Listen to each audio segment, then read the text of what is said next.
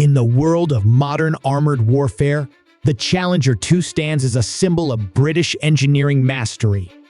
But its journey began long before its first roll onto the battlefield. Developed by Vickers defense systems in the 1980s, the Challenger 2 was envisioned as the next generation of British tanks, designed to replace the aging Challenger 1.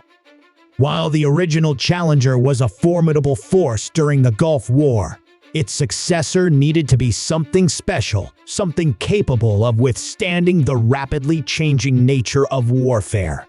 With improvements in armor and firepower, the Challenger 2 introduced Chobham armor, a revolutionary composite material that provided unmatched protection against both kinetic energy and chemical weapons.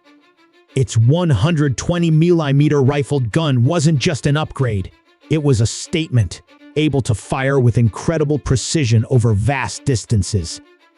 But the true test came in 2003, during Operation Iraqi Freedom. In the unforgiving heat of the desert, Challenger 2 tanks proved their mettle in some of the most intense urban combat of the Iraq War. The tank's impenetrable armor shrugged off direct hits from enemy fire, earning it a reputation as one of the toughest and most reliable tanks in the world. Despite taking on heavy fire, not a single Challenger 2 was destroyed by enemy action. Even today, this legendary tank continues to evolve.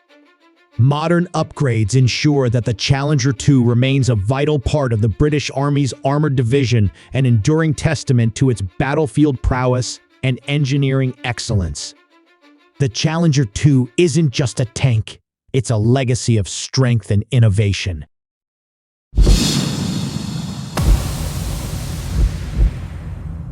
Subscribe to our channel and press the bell icon if you like our content.